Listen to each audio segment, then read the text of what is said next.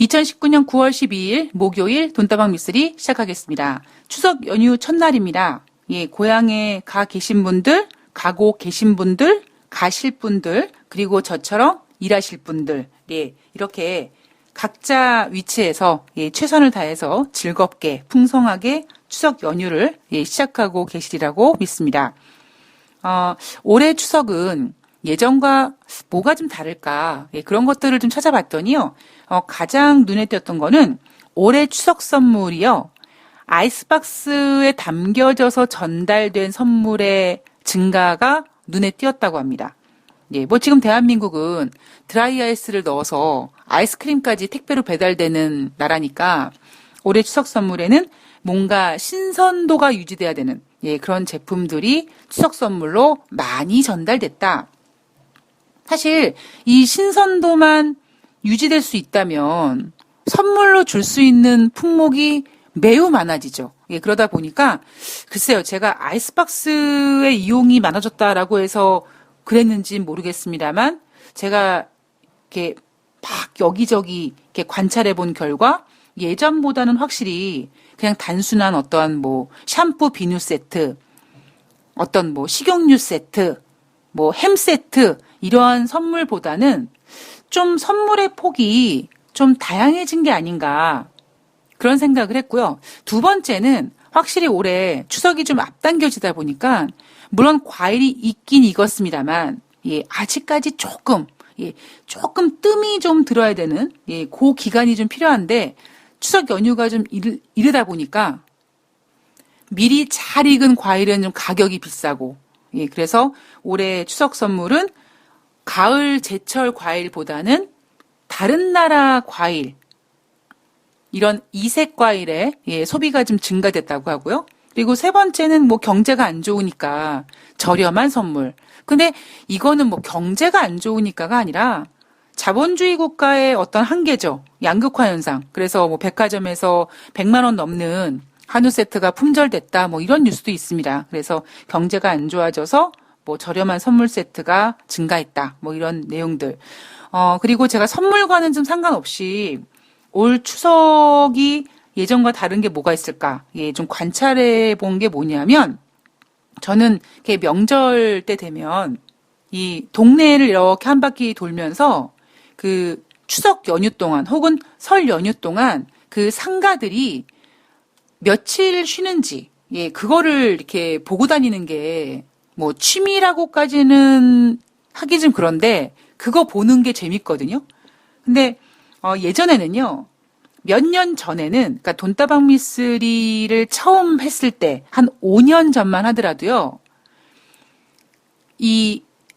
만약에 일주일 정도 연휴가 있으면 만약에 추석이 있다.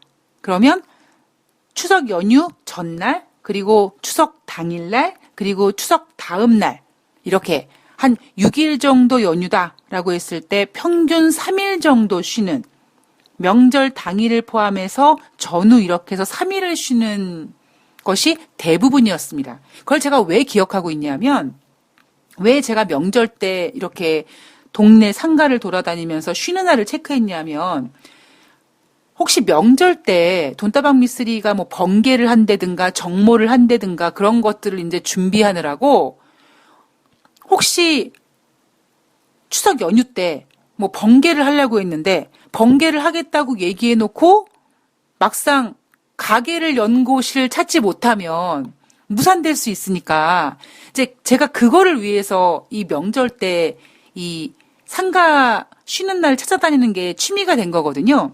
그게 제가 정확히 기억하고 있는 거죠. 그래서 명절 당일을 기점으로 그 전날과 그 다음날 정도. 그래서 요렇게 쉬시는구나 라고 했는데 그 다음 해부터 어떤 분위기였냐면 명절 하루만 쉰다든가 즉 뭐 추석이면 추석, 설이면 설, 당일만 쉰다든가 혹은 아예 당일도 쉬지 않는 즉 완전 연중 무휴하는 그런 가게들이 있었거든요. 그래서 제가 정말 뭐 그러면 올해는 뭐 추석 당일날 뭐 번개도 되겠네? 제가 그렇게 생각했던 기억이 있어서 그래요. 그러니까 그때는 이런 거겠죠. 그런 자영업자들은 야, 뭐 쉬면은 뭐 돈이 나오냐? 뭐 우리가 연휴 동안 쉬면은 뭐 월세가 감면되냐? 뭐 좋아지는 게 뭐가 있냐? 그냥 장사하자. 게다가 요즘의 트렌드가 이런 연휴 때 굳이 뭐 귀성하고 그런 사람들이 많이 준다고 하니까 그냥 우리 계속 장사하면 손님들이 좀 있겠지. 뭐 어떤 그러한 마음으로 당일만 하루 쉬신다든가 아니면 아예 그냥 쉬지 않고 영업하는 분들이 많으셨겠죠. 그런데 올해 바뀐 점이 뭐냐면 저도 깜짝 놀랐던 게요. 나흘 연속 쉬는 가게가 대다수였습니다. 뭐 모르겠어요. 제가 뭐 이런 거 조사하는 뭐 전문 연구원이 아니잖아요. 그렇다고 제가 이런 거를 또 연구하기 위해서 뭐 굳이 또 차를 타고 여기저기 돌아다니면서 이렇게 조사할 순 없고 그냥 제가 살고 있는 동네의 이렇게 이런 분위기들을 보면 확실히 달라진 게 올해는요. 12일부터 15일까지 나흘 연속 쉬는 가게들이 많아요. 그리고 최소 12일부터 13일까지 예, 이렇게 이틀 쉬는 그리고 10일부터 14일까지 쉬는 자 결국 이 얘기는 뭐냐면 가급적이면 쉬려고 한다라는 거죠. 아니 경제가 안 좋은데 아니 뭐 경제가 안 좋아서 진짜 뭐 가게를 안 연다고 뭐 월세가 감면되는 것도 아닌데 왜 올해는 자영업자들이 이렇게 쉬려고 할까? 글쎄 이런 게 아닐까요? 첫 번째는 그동안 평일에도 손님이 많이 없었는데 명절 연휴 동안에 무슨 부귀영화를 누리겠다고 뭐 얼마나 손님이 오겠다고 괜히 손님 없는데 가게 문 열어서 손님 준비하기 위한 어떤 그 재료 같은 거 준비해야 되고 그리고 당장 인건비 들어가죠. 이러니까 아예 그냥 우리 장사하지 말고 그냥 쉴 때 확실하게 쉬자. 어차피 문 열어도 손님 없어. 괜히 손님 올 거 기대해서 재료 준비하고 사람 채용하고 이렇게 해서 자칫 장사가 안 되면 더 마이너스가 될 수 있으니까 그래 까짓것 일단 쉬자. 뭐 이런 분위기 때문에 올해 추석 연휴에는 정말 풀로 쉬겠다고 하는 가게가 너무나 많이 눈에 띄어가지고요. 사실 좀 놀랐습니다. 예. 아마 그만큼 예, 지금 대한민국 경제 상황이 예전에는 발버둥이를 쳐서 뭔가를 해봐야지라는 생각이 들었을 때와는 달리 지금은 뭐 어찌 보면 자칫 뭐 얘기하면 포기 상태, 반포기 상태. 어차피 안 될 거. 뭐 굳이 왜? 그러지 말자. 뭐 이런 어떤 그러한 심리가 좀 이렇게 있는 게 아닌가. 자영업자 대출액이 예, 또 굉장히 많이 증가했다. 뭐 이런 소식도 들리던데 예, 여하튼 예, 참 걱정입니다. 자, 그리고 제가 이렇게 뭐 추석 명절 때 작년과 다른 게 뭐가 있을까 이런 거 찾아다니는 것도 재밌어 하지만요. 제가 가장 재밌어 하는 거는 역시 사람 관찰입니다. 예, 사람 관찰하는 게 취미인데, 여러분들은 혹시 알고 계셨는지 모르겠는데요. 개가 나이가 들면 눈 주위가 이렇게 안경을 쓴 것처럼 눈 주위 색깔이 탈색이 된다고 합니다. 저는 몰랐었거든요. 근데 그 제 후배가 리트리버를 키우는데 골든 리트리버를 키우는데 처음에 애기였을 때 봤을 때는 온몸이 예, 정말 골든이라고 할 정도로 금색이었는데 몇 년 뒤에 봤더니 눈 주위에 마치 안경을 씌웠던 것처럼 눈 주위가 동그랗게 색깔이 옅어진 거예요. 그래서 야, 쟤 눈 주위 색깔이 왜 저래? 그랬더니 아이 언니 늙어서 그래 그러더라고요. 그래서 늙으면 눈 주위 색깔이 이렇게 탈색되는구나 그렇게 생각을 했거든요. 근데 제가 얼마 전에 트럼프 대통령 얼굴을 이렇게 봤는데요. 트럼프 대통령 얼굴의 눈 주위가 탈색이 된 거예요. 글쎄요, 뭐 트럼프 대통령은 평소에 뭐 선글라스를 자주 끼고 다녀서 뭐 탈색이 되는지 모르겠습니다만 이 언론 인터뷰 같은 데 노출될 때 저는 트럼프 대통령 선글라스 낀 거를 못 봤거든요. 그냥 어쨌든 트럼프 대통령 눈 주위가 이렇게 색깔이 옅어진 거를 보면서 트럼프 대통령이 이제 늙어서 저렇게 눈 주위가 탈색됐구나. 그런 생각을 했거든요. 근데 여러분 혹시 9월 11일 날 트럼프 대통령이 존 볼튼을 경질한 다음에 볼튼을 경질한 사유를 이 기자들과 이렇게 이야기하면서 혹시 트럼프 대통령 얼굴 보셨습니까? 뭐 느껴지시는 거 없나요? 트럼프 대통령의 눈 주위 부분에서 특히 눈 밑이요. 시퍼렇더라고요. 그러니까 일명 우리가 흔히 얘기하는 다크서클이라는 거죠. 그래서 제가 9월 11일 날 트럼프 대통령의 눈 밑이 시퍼래진 걸 보면서 트럼프 대통령이 참 고심이 많구나 뭐 그런 생각을 해봤습니다. 예, 여러분도 혹시 한번 보세요. 예전에 트럼프 대통령 눈 주위가 이렇게 탈색된 것 같은 그런 모습 그리고 9월 11일 날 눈 밑이 이렇게 시퍼래진 거 아마 보면 정말 그러네 아마 느끼실 겁니다. 자, 우리 증시는 9월 10일 휴장입니다만 뉴욕 증시는 9월 11일 열렸고요. 수요일 날 뉴욕 증시는 상승 마감했습니다. 자, 우리나라 9월 11일 내마녀의 날이었는데요. 콜의 우세로 마감을 했고요. 이제 전문가들은 2100포인트를 부르짖을 준비를 하고 있습니다. 뭐 거기에다가 또 9월 11일 수요일 뉴욕 증시까지 올라갔으니까 더욱더 힘을 실어주겠죠. 자, 어찌 보면은요, 증시는 지금 악재가 하나도 없어 보입니다. 특히 9월 11일 날 새롭게 나온 이야기가 뭐냐면 존 볼튼을 경질하면서 트럼프 대통령이 이란과도 얘기할 수 있다.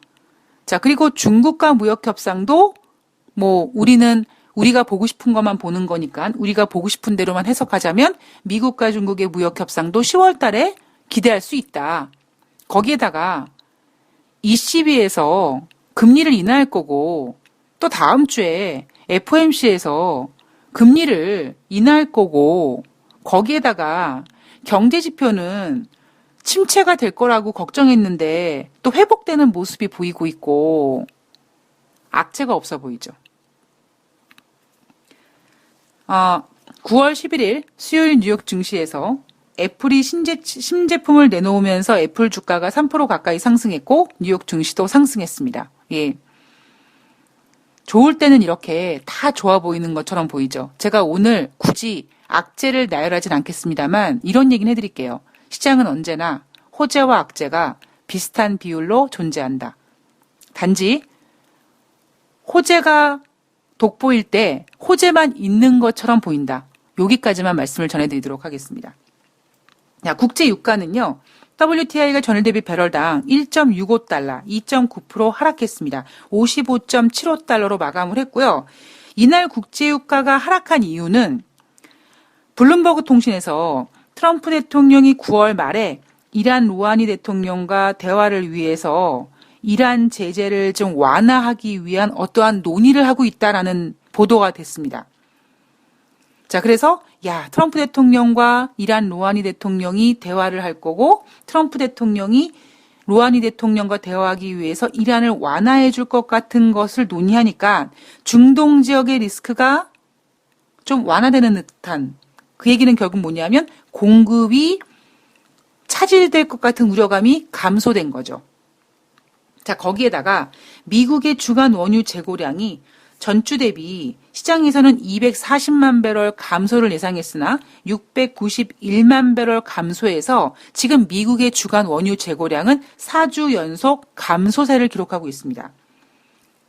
자, 물론 유가 시장에서 가장 집중하고 있는 건 뭐냐면 IMF에서 경제 성장률을 하향 조정할 때마다 증시보다 먼저 유가 시장이 움직인다고 얘기했잖아요.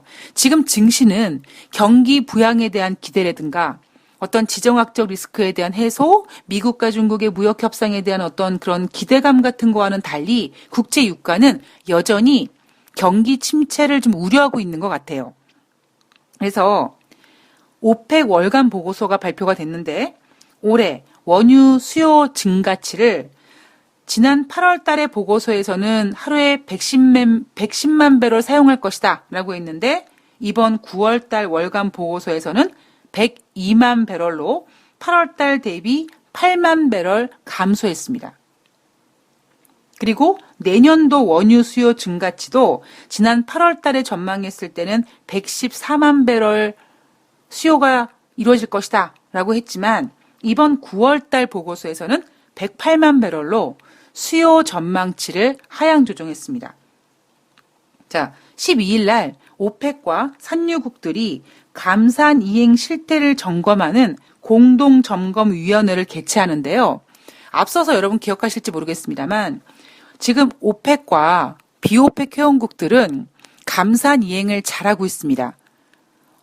하루에 120만 배럴씩 열심히 감산하고 있습니다.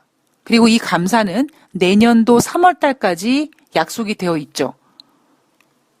오펙과 비오펙 회원국들이 지금 감산 이행률이 159%인가 8%인가 그 정도 지금 유지되고 있거든요. 근데 사실 지난번에 살짝 걱정스러운 얘기가 나왔었어요. 그게 뭐냐면 러시아가 8월 달에 생산량을 증가했을 것이다.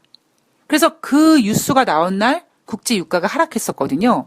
그래서 제가 그때 뭐라고 말씀드렸냐면 진짜 러시아가 증산을 했는지 안 했는지 이 오펙과 산유국들의 이런 보고서를 보고 한번 확인해 보자라고 그랬는데 그 이제 공동점검위원회 개최가 12일 날 진행이 됩니다. 과연 러시아가 우리의 우려대로 생산량을 증가시켰는지 그리고 오펙과 비오펙 회원국들이 여전히 감산을 7월 달에 이어 8월 달도 잘 이행하고 있는지 우리가 이제 확인할 수 있겠죠. 자, 이날 발표된 경기 지표는 8월 달 미국의 생산자 물가 지수가 시장에서는 경기가 안 좋아서 생산자 물가 지수가 증가되지 않았을 거야. 변함없음일 거야. 라고 했는데 전월 대비 0.1% 증가했습니다. 그래서 시장은 환호했습니다. 우와, 생산자 물가 지수 더럽게 안 좋을 줄 알았는데 0.1% 좋네. 미국 경제 나쁘지 않네. 자, 이렇게 지금 뉴욕 증시는 악재가 전혀 없어 보이는 것처럼 보입니다. 그런데 여기에는 커다란 모순이 하나 있어요. 어떤 모순이냐면 아니 뭐 다른 나라는 그렇다 치고 그죠? 근데 왜 미국은 경제 지표가 최근 이렇게 나쁘지 않은데도 트럼프 대통령은 이렇게까지 연준을 압박할까? 앞서는 연준이 1%까지 금리 인하해야 돼. 1%씩이나 해야 돼. 이렇게 적극적으로 금리 인하해야 돼. 라고 압박을 하더니 이날은요. 트럼프 대통령이 아예 대놓고 아예 제로 금리 해야 돼. 마이너스 금리 해야 돼. 라고 합니다. 왜 트럼프 대통령 눈밑이 시퍼래졌을까요? 저는 트럼프 대통령이 지금 많이 힘들 거라고 말씀드렸잖아요. 다른 게 힘든 게 아니라 자기가 계획했던 대로 전혀 그 어떠한 것도 이루지 못하고 있다는 점. 거기에다가 이제 민주당이 슬슬 이제 뭐 3차 TV 경선까지 하면서 구체적인 어떤 후보 윤곽이 나오면서 물론 트럼프 대통령은 민주당에서 어떤 후보가 나오든 내가 이길 수 있을 거라는 자신감을 갖고 있습니다만 문제는 뭐냐면 그 민주당의 10명의 후보가 트럼프 대통령을 공공의 적으로 두고 흠집내기를 할 거거든요. 봐라, 트럼프 대통령 한 게 뭐가 있냐. 이렇게 할 거기 때문에 트럼프 대통령은 지금 좀 마음이 조급합니다. 아무것도 진행된 게 없기 때문에. 그래서 뭔가 돌파구를 찾기 위해서 내가 지금 필요한 게 경제 대통령, 북한을 비핵화 만든 대통령, 그리고 중국과 무역협상에서 승리한 대통령, 노벨 평화상 받은 대통령, 그 위에 기타 등등이 필요한데 지금 아무것도 이루어진 게 없고 어찌 보면 이란 문제라든가 북한 문제는 자꾸 봉착 국면이다, 뭐 어려워지고 있다, 뭐 이런 얘기가 나오고 있으니까 트럼프 대통령이 가장 먼저 손을 본 건 뭐냐면 볼튼을 경질함으로써 이란 문제와 북한 문제를 해결하려고, 즉 그동안 북한 문제와 이란 문제가 해결이 안 됐던 이유는 볼턴 때문이야. 이렇게 볼턴한테 책임 전가를 시키면서 북한 문제와 이란 문제를 해결하려는 의지를 보이고 있고요. 그리고 두 번째는 뭡니까? 경제 대통령. 자, 주가는 다우지수가 27,000포인트까지 이미 올라가 있고, 뭐, 미국 증시는 그렇게 나쁘지 않아요. 문제는 뭐냐면, 2분기 GDP 경제 성장률인 거죠. 작년에 연준이 4번의 금리를 인상했기 때문에 미국이 3%대 경제 성장률을 기록하지 못하고 2.9가 된 거다. 자, 그렇다면 작년에 트럼프 대통령이 기록했던 2.9%의 경제 성장률은 오바마 대통령이 기록했던 그것과 똑같은 동률을 이루고 있기 때문에 그거를 이기고 싶거든요. 그래서 올해 트럼프 대통령은 2019년 미국의 GDP는 3%가 넘어가야 된다라는 플랜을 짜고 있습니다. 1분기 때는 3.1이 나왔어요. 자, 2분기 때는 지금 2.0이 나왔습니다. 이것도 지금 잠정치죠.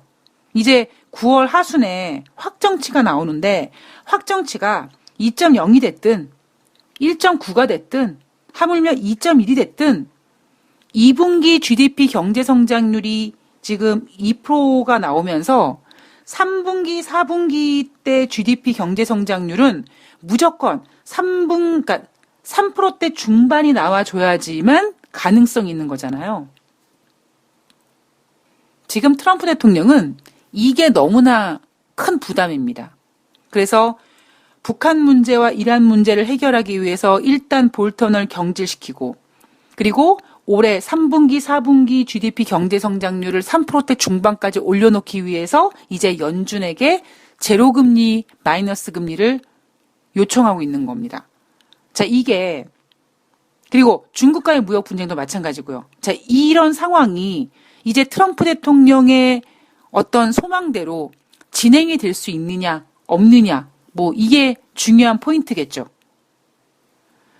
제가 앞서서 트럼프 대통령이 자기가 지금 뜻하는 대로 되지 않기 때문에 열이 받아서 어딘가는 화풀이를 할 거다. 그래서 제가 전쟁 가능성까지 제시를 했었습니다. 그리고는 전쟁 가능성은 여러분, 미쓰리는 그렇게 최악의 시나리오를 써놓고 이야기를 풀어나간다. 그러니까 만약에 40대 중반인 제가 만약에 트럼프라면 저는 뭐 북한은 너무 좀 그렇지만 최소한 호르무즈 지역에서 이란과 한판 뜰 것 같아요. 그런데 트럼프 대통령이 저와 다른 점이 뭐냐면 나이가 있기 때문에 쉽게 전쟁을 일으키기 좀 어려울 것 같다. 어려울 수도 있다. 그죠? 그래서 미쓰리가 쓰는 시나리오는 가장 최악의 시나리오를 써놓고 그 최악의 시나리오를 벗어날 수 있는 어떤 그런 그 변수들을 생각해낸다면 트럼프 대통령의 나이다. 그런 얘기를 해드렸습니다. 자, 트럼프 대통령이 지금 이날 나온 얘기를 보면 확실히 겁먹었어요. 그래서 이 블룸버그 보도에 따르면 9월 말에 이란 대통령과 대화하기 위해서 이란 제재를 좀 풀어줄 생각을 하고 있다는 거잖아요. 이 얘기는 뭐예요? 트럼프 대통령이 지금 양보하겠다라는 겁니다. 자, 북한도 마찬가지예요. 그런데 자, 그렇다면 뭐 이란이나 북한이나 사실 트럼프 대통령이 뭔가 제재를 완화해주고 그러면서 대화를 하자고 하는 거에 대해서 좋아하겠죠. 그러면 이 문제가 잘 풀리느냐? 그런데 여기에는 제가 생각했을 때 되게 조심해야 될 부분이 하나 있습니다. 일본이 아니라 북한과 이란이 트럼프 대통령의 저런 화해의 손길을 반가워하면서도 100% 좋아할 수 없는 그 무언가가 있습니다.